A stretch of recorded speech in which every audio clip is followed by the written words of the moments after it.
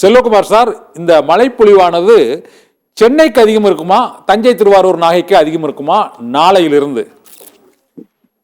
வணக்கம் ஐயா. வணக்கம்.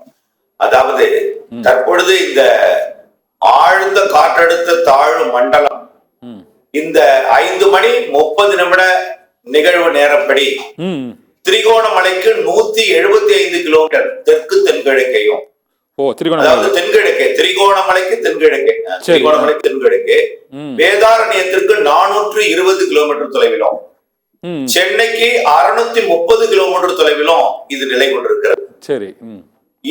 இது வரக்கூடிய மணி நேரங்களிலே தொடர்ந்து தமிழ்நாட்டின் கரையை நோக்கித்தான் நகரும். சரி. அதாவது வரக்கூடிய 28ஆம் தேதி தமிழ்நாட்டின் கரையை நெருங்கும். அதாவது நாளைய மறுதினம். சரி. ஆக இது இன்னும் இந்த வேதாரண்யம் 420 மற்றும் சென்னைக்கு 630 இரண்டும் இந்த தூரத்தை தாண்டி நம்முடைய மத்திய கடலோர பகுதி, அதாவது கடலூர் மற்றும் புதுச்சேரி கடலோர பகுதியை நெருங்குவதற்கு 29ஆம் தேதி ஆகிவிடும்.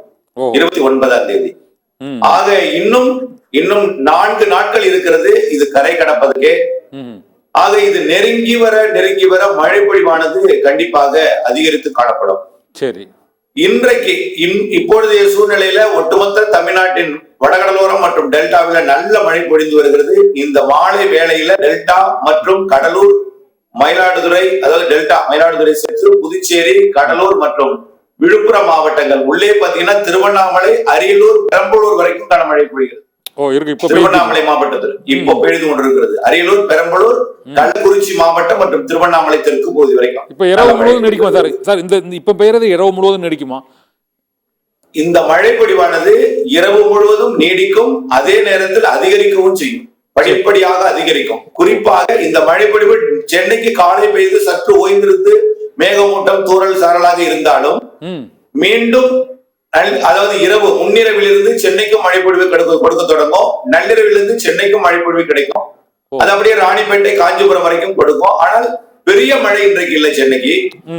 இன்றைய மழைப்பொழிவு வரக்கூடிய 28ஆம் தேதி வரை வரக்கூடிய, அதாவது நாளைய மறுதினம் இரவு வரைக்கும், அதாவது இப்பொழுது இன்னொரு 12 மணி நேரம் இந்திய தேதியில, நாளைய அடுத்த நாள் தேதியில ஒரு 24-48 மணி நேரம், இன்னொரு 50 மணி நேரத்திற்கு மேல் டெல்டாவிற்கு மழை தொடர இருக்கிறது. ஆக இந்த மழை பொழிவு படிப்படியாக அதிகரிக்கும். குறிப்பாக இப்பொழுது டெல்டாவில் பெய்து கொண்டிருக்கூடிய மழை இரவில் இருந்து இன்னும் கொஞ்சம் கூடும். நாளை அதிகாலை இன்னும் கொஞ்சம் கூடியிருக்கும். நாளை அதிகாலையும் நாளை பகலும் உச்சபட்ச மழை பொழிவாக தெரிகிறது. அதாவது 27ஆம் தேதி புதன்கிழமை அதிகாலை மற்றும் புதன்கிழமை பகல் முழுவதுமே தொடர் கனமழை பொழிவை கொடுப்பதற்கு வாய்ப்பு இருக்கு.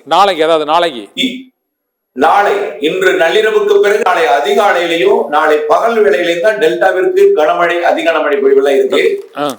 இதுவரைக்கும் டெல்டா மாவட்டங்கள்ல பட்டுக்கோட்டை, இந்த தஞ்சாவூர் மாவட்ட கடலோர பகுதி வரைக்கும் தான் நல்ல மழை கொடுத்து கொண்டிருக்கு. ஆனால் புதுக்கோட்டை, ராமநாதபுரம் இன்னும் சரியாக தொடங்கவில்லை. தூறல் சாரல் மேகமூட்டமாக இருந்து கொண்டிருக்கும். காரணம் என்னன்னா, அந்த காற்றின் வீச்சை இலங்கை தடுத்து இலங்கையில மழை பொழிவை வெள்ளப்பெருக்கு ஏற்படுத்தி கொண்டிருக்கிறது.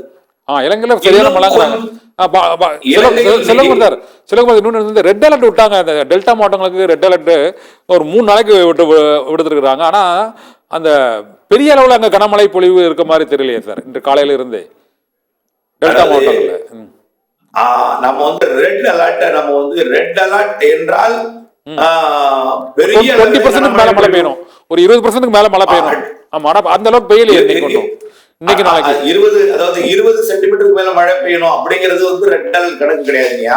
சரி. அதாவது எல்லோ அலர்ட், அதாவது என்னமோ தவறுதலாக மாறி இருக்கிறது. அதற்கான விளக்கமும் இந்திய வானிலை ஆய்வு நிறுவனமும் கொடுக்கல.